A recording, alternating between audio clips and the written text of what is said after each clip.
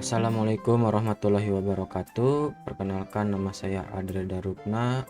Saya mahasiswa dari Universitas Terbuka. Pada kesempatan kali ini saya ingin memaparkan tugas tutorial 3 Bahasa dan Sastra Indonesia di SD.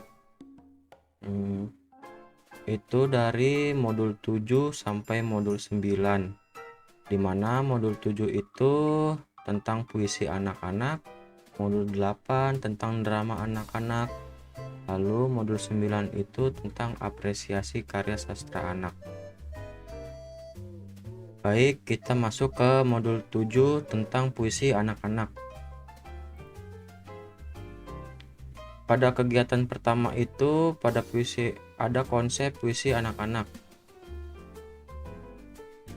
Pengertian dari puisi anak yaitu ragam sastra yang bahasanya terikat oleh irama, matra, rima, serta penyusunan lirik dan bait. Pada puisi itu ada 2 kelompok, yaitu puisi untuk orang dewasa dan puisi untuk anak-anak. Lalu di sini ada kriteria puisi anak menurut Norton. Yang pertama itu ada puisi anak adalah puisi yang berisi kegembiraan dan rima. Yang kedua mengutamakan bunyi bahasa dan membangkitkan semangat bermain bahasa. Yang ketiga itu harus berupaya memperbaiki ketajaman imajinasi visual dan kesegaran kata yang dipergunakan, mengembangkan imajinasi dan melihat serta mendengar kata-kata dalam cara baru. Yang keempat, menyajikan cerita sederhana dan memperkenalkan tindakan yang dilakukan. Lalu kelima, bukan ditulis berdasarkan dugaan yang rendah terhadap anak. Yang keenam, berbentuk informasi sederhana yang membuat anak dapat menafsirkan dan menangkap sesuatu dari puisi itu. Yang ketujuh, tema puisi harus yang menyenangkan anak-anak, menyatakan suatu kepada anak, mengkritik egonya, lalu mengingat kebahagiaan, menyentuh kejenakaan, dan membangkitkan semangat menggali. Yang ke-8 itu harus cukup baik untuk dibaca ulang. Lalu selanjutnya ada kriteria puisi anak menurut Sumardi. Jika menurut Sumardi itu yang pertama itu sesuai dengan lingkungan anak, yang kedua itu sesuai dengan kelompok usia anak, yang ketiga keragaman sajak, keempat kesesuaian sajak dengan siswa. Selanjutnya ada bentuk dari puisi anak. Puisi anak yang paling banyak dijumpai sejak dahulu sampai sekarang adalah yang berbentuk pantun, syair, gabungan dari keduanya, dan modifikasi dari pantun. Lalu ini ada pantun. Pada puisi anak tidak begitu banyak ragamnya. Puisi anak tidak sepesat perkembangan puisi orang dewasa. Bahkan dapat dikatakan puisi anak tidak berkembang. Hampir semua contoh bentuk puisi yang bervariasi hanya dimiliki oleh puisi orang dewasa. Dari semua bentuk atau jenis puisi itu, pantun lebih banyak dikenal.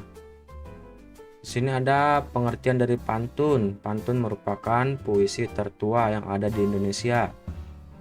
Pantun juga dikenal dan digunakan di lingkungan kehidupan dalam beberapa permainan anak. Lalu ada syair. Syair adalah sebuah bentuk puisi lama yang terikat oleh jumlah bait baris. Setiap bait terdiri atas 4 baris. Syair juga banyak ditemukan di dalam buku pelajaran yang bertema puisi anak. Hal ini dapat dilihat dari banyaknya lagu anak-anak yang terbuat dari syair, seperti lagu bermain layang-layang. Lalu yang ketiga itu ada gabungan dari pantun dan syair. Gabungan dari pantun dan syair itu seperti puisi anak yang merupakan perpaduan dari pantun dan syair. Banyak juga kita temui dalam lagu-lagu anak. Paduan ini bisa dalam bentuk maupun dalam isi. Pertama, burung kakak tua hinggap di jendela, nenek sudah tua, giginya tinggal 2. Itu adalah gabungan dari lagu anak-anak dan syair.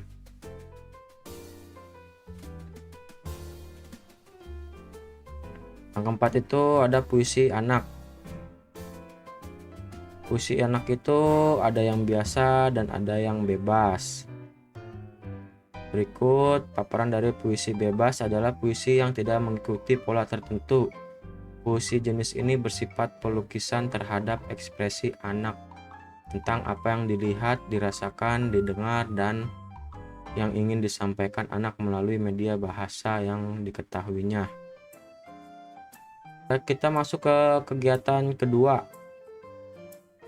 Kegiatan kedua dari modul 7 itu yaitu unsur-unsur pembangun struktur puisi. Yang A itu unsur intrinsik puisi. Untuk unsur intrinsik adalah unsur yang secara langsung membangun puisi dari dalam atau dari wujud puisi itu sendiri. Di antara unsur pembangun dari dalam ada tema, amanat, perasaan, atau nada dan suasana puisi. Tipografi, enjabeman, akrilik, rima, citraan, dan pengimajian dan gaya bahasa. Unsur-unsur dari intrinsik itu ada, yang pertama ada tema.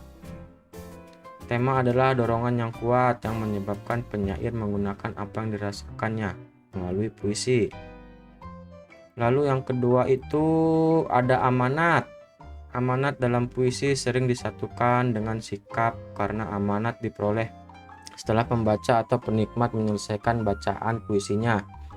Yang ketiga itu ada sikap, suasana atau nada dan perasaan dalam puisi, di mana unsur sikap, suasana, atau nada dan perasaan dalam puisi adalah ekspresi perasaan penyair yang disampaikan dalam bentuk nada-nada yang menimbulkan keindahan.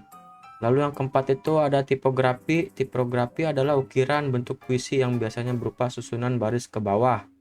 Lalu ada enjambement. Enjambement adalah perpindahan bagian kalimat pada lirik berikutnya sehingga menimbulkan suasana makna. Yang keenam itu ada akulirik. Akulirik adalah tokoh yang berbicara dalam puisi. Lalu yang ketujuh ada rima atau persamaan bunyi. Rima adalah persamaan bunyi yang berulang secara teratur pada kata yang letaknya berdekatan di dalam satu lirik atau antar lirik. Yang kedelapan itu ada citraan atau pengimajian, di mana adalah susunan kata yang dapat memperjelas atau memperkonkret apa yang dinyatakan oleh penyair.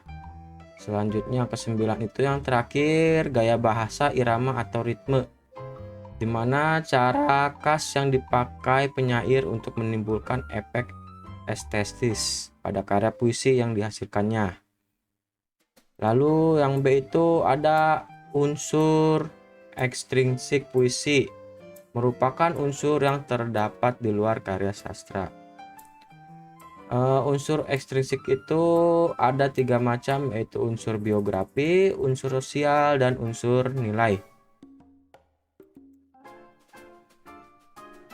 Yang pertama ada unsur biografi. Unsur biografi itu adalah unsur yang berkaitan dengan latar belakang penyair, di mana latar belakangnya cukup berpengaruh dalam pembuatan puisi, seperti misalnya penyair yang berasal dari keluarga kurang mampu ketika membuat puisi yang isinya mengisahkan tentang kesulitan hidup dapat lebih memilih diksi yang mempresentasikan kisah tersebut karena penyair tersebut pernah mengalaminya secara langsung.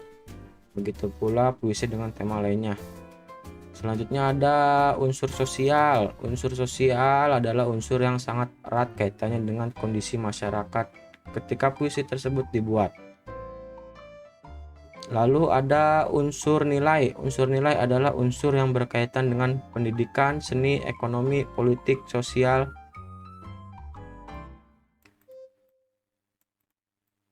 budaya, adat istiadat, hukum, dan sebagainya.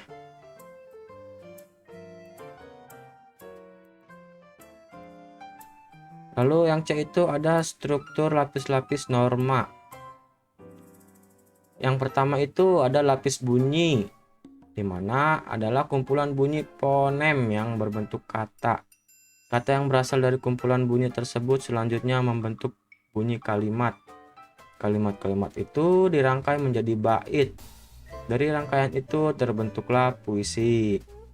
Lalu yang kedua itu ada lapis arti, di mana sebuah puisi setelah didengar akan terlihat strukturnya atau bentuknya dengan jelas sebagai bagian dari huruf yang menjadi kata.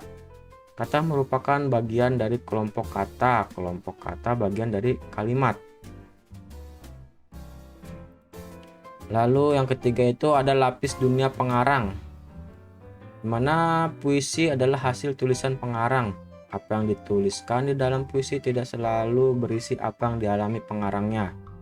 Ada kalanya tulisan atau karya puisi itu hanyalah olahan imajinasi pengarangnya.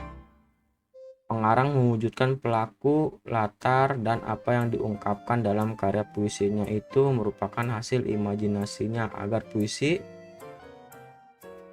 ciptaannya dapat dimengerti dan ditangkap oleh penikmat sebagai suatu karya yang berguna. Lalu selanjutnya ada kegiatan belajar ketiga. Kegiatan belajar ketiga itu latihan analisis puisi anak-anak. Pertama-tama kita masuk dulu dari pengertian analisis. Analisis menurut KKBI bermakna penyelidikan terhadap sesuatu. Sedangkan latihan analisis puisi adalah latihan membedah puisi dengan mencari dan menemukan unsur intrinsik maupun unsur ekstrinsik, sehingga sebagai seorang guru dapat mengajarkan puisi dengan benar dan memiliki tingkat apresiasi yang tinggi serta menjadi guru sastra yang profesional.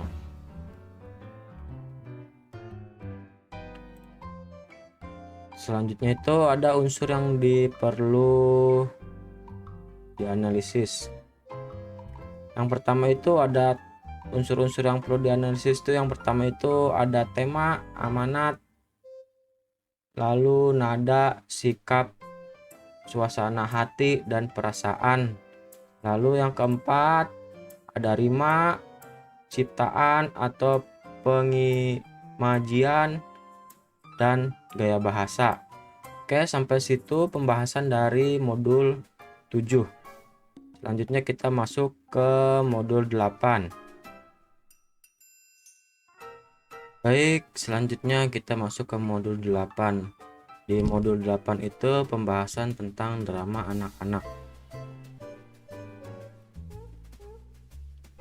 Kegiatan belajar pertama itu adalah konsep drama anak-anak. Pengertian dari drama anak-anak adalah proses lakuan anak sebagai tokoh dalam berperan mencontoh gerak pembicaraan seseorang, menggunakan atau memanfaatkan pengalaman dan pengetahuan tentang karakter dan situasi dalam suatu lakuan, baik dialog maupun monolog, guna menghadirkan peristiwa dan rangkaian cerita tertentu. Itu menurut Wood dan Atfield tahun 1996. Lalu sini ada bentuk-bentuk dari drama anak-anak. Bentuk drama anak memiliki unsur-unsur drama yang bersistem. Antara unsur-unsurnya terdapat hubungan timbal balik dan saling menentukan.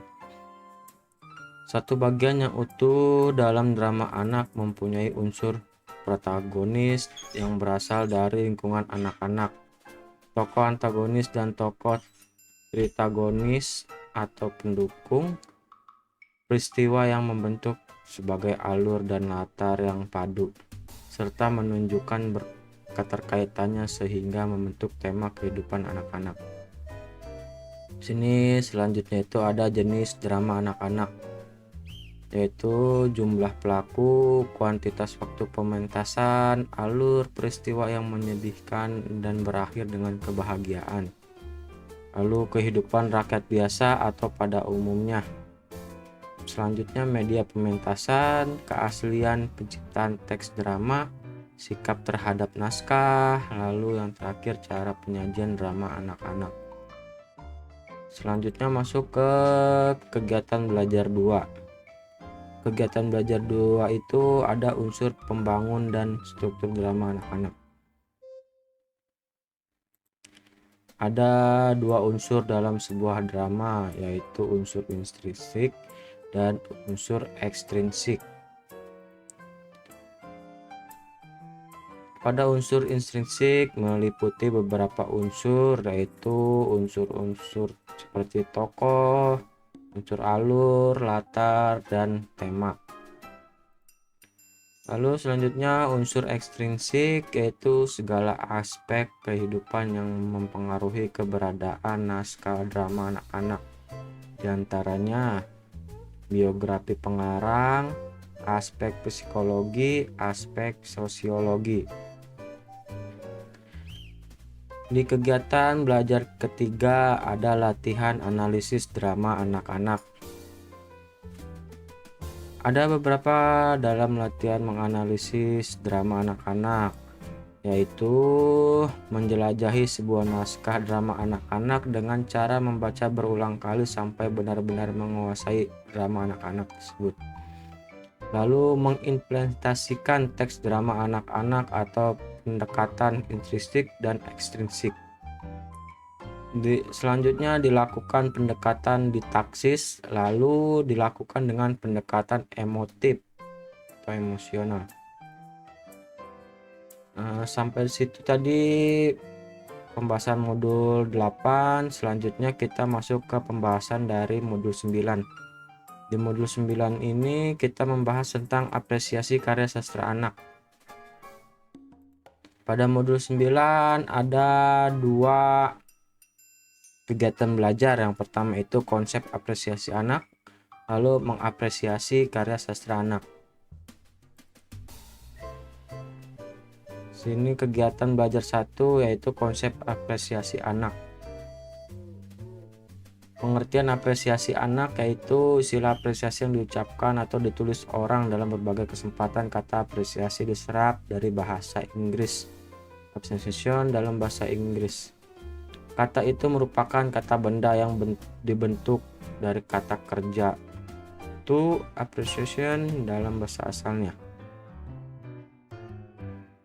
Dalam KKBI tahun 1993, kata apresiasi sebagai tema dasar diberi arti yang pertama itu kesadaran terhadap nilai-nilai seni dan budaya, yang kedua penilaian terhadap sesuatu, yang ketiga kenaikan nilai barang karena harga pasarnya naik atau permintaan akan barang itu bertambah.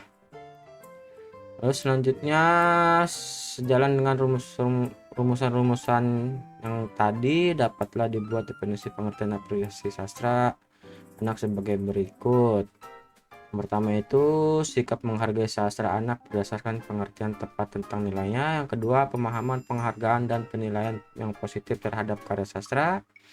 Yang ketiga penghargaan terhadap karya sastra anak yang didasarkan pada pemahaman. Keempat penghargaan atas karya sastra anak sebagai hasil pengenalan, pemahaman, penafsiran, penghayatan, dan penikmatan yang didukung oleh kepekaan batin terhadap nilai-nilai yang terkandung di dalamnya. Yang kelima itu kegiatan menggauli karya sastra anak dengan sungguh-sungguh hingga tumbuh pengertian, penghargaan, kepekaan, pikiran terkritis, dan kepekaan perasaan yang baik terhadapnya. Lalu sini ada manfaat sastra. Yang pertama itu manfaat estetis, di mana manfaatnya tentang keindahan yang melekat pada sastra anak. Lalu yang kedua itu manfaat pendidikan. Manfaat pendidikan itu memberikan berbagai informasi tentang proses pengubahan sikap dan perilaku seorang atau kelompok orang dalam usaha mendewasakan manusia melalui kegiatan pembelajaran dan latihan. Yang ketiga itu manfaat kepekaan batin dan sosial, merupakan upaya untuk selalu mengasah batin agar mudah tersentuh oleh hal-hal yang bersifat batiniah atau sosial. Lalu selanjutnya yang keempat, manfaat menambah wawasan, di mana memberi tambahan informasi, pengetahuan, pengalaman hidup, dan pandangan tentang kehidupan. Yang kelima itu manfaat pengembangan kejiwaan atau kepribadian, di mana mampu menghaluskan budi pekerti apresiator dari banyak membaca karya sastra, atau tentunya anak banyak memperoleh informasi yang berkaitan dengan ajaran budi pekerti yang apabila dilaksanakan dapat membuat anak memiliki kepribadian yang baik dan budi pekerti yang soleh dan luhur. Lalu selanjutnya ada tingkat apresiasi anak. Ada 4 macam tingkatan apresiasi anak. Yang pertama itu kegiatan apresiasi langsung, kegiatan apresiasi tidak langsung, lalu pendokumentasian karya sastra, dan yang terakhir kegiatan kreatif. Di sini kegiatan apresiasi langsung itu merupakan kegiatan dilakukan secara sadar oleh seseorang untuk memperoleh nilai kenikmatan dan kenikmatan dari karya sastra anak yang diapresiasi. Kegiatan apresiasi langsung meliputi kegiatan seperti berikut.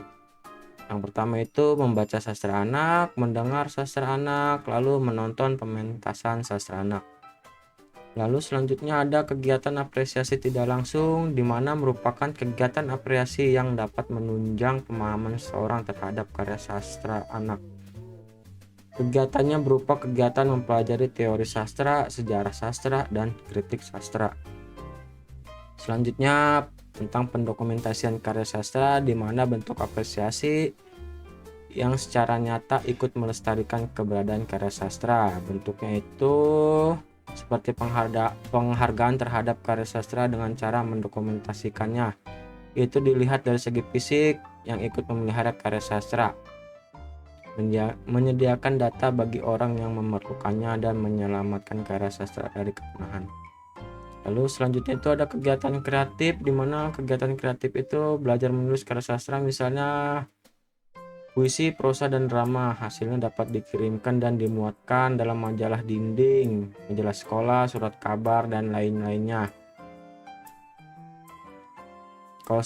Kalau sekarang itu mungkin seperti diupload di YouTube atau di model-model sosial media lainnya. Lalu selanjutnya ada karya sastra anak. Sastra anak merujuk pada karya sastra yang ditujukan khusus untuk anak-anak. Ciri-ciri umum dari sastra anak yaitu bahasa yang sederhana, cerita yang menarik, ada pesan moral, lalu imajinasi dan fantasi, ilustrasi dan desain yang menarik, gaya penulisan yang interaktif, lalu buku yang dapat bertahan lama. Maksudnya buku yang dapat bertahan lama itu adalah buku yang bisa dibaca berulang-ulang kali. Lalu tujuan utama dari sastra anak yaitu untuk menghibur, mendidik, merangsang perkembangan kreativitas serta imajinasi anak. Dengan menggunakan bahasa dan cerita yang sesuai dengan usia mereka, sastra anak menjadi sarana penting dalam pengenalan anak-anak terhadap dunia literasi dan membantu membentuk minat membaca yang positif sejak dini. Nah, selanjutnya itu memilih karya sastra anak. Untuk membantu dalam memilih karya sastra anak, berikut adalah macam-macamnya. Yang pertama itu mempertimbangkan usia dan minat anak, perhatikan tema dan pesan, tingkat gaya penulisan, perhatikan ilustrasinya, lalu baca ulasan dan rekomendasi, libatkan anak dalam pemilihannya, lalu jelajahi genre yang berbeda-beda. Selanjutnya kita masuk ke kegiatan belajar kedua, yaitu mengapresiasikan karya sastra anak. Mengapresiasikan karya sastra anak merupakan hal yang penting untuk mendorong dan memotivasi anak-anak dalam berkreativitas serta mengembangkan minat mereka dalam dunia sastra. Beberapa cara untuk mengapresiasi karya sastra anak. Pertama itu, dengarkan dengan penuh perhatian, beri pujian yang spesifik, tanyakan pertanyaan, bagikan karya mereka, berikan kesempatan untuk berpartisipasi dalam kompetisi atau acara sastra, lalu jadilah pembaca yang setia, kemudian ajak anak untuk menghadiri pertemuan sastra, seperti ke pameran-pameran. Lalu Dengan memberikan apresiasi yang tulus dan mendukung, kita dapat membantu anak-anak mengembangkan potensi kreatif mereka melalui karya sastra dan membangun kepercayaan diri mereka sebagai penulis muda. Sekian pembahasan dari saya. Pembahasan dari modul 7 sampai modul 9. Apabila ada salah kata, saya mengucapkan mohon maaf. Saya akhiri. Wassalamualaikum warahmatullahi wabarakatuh.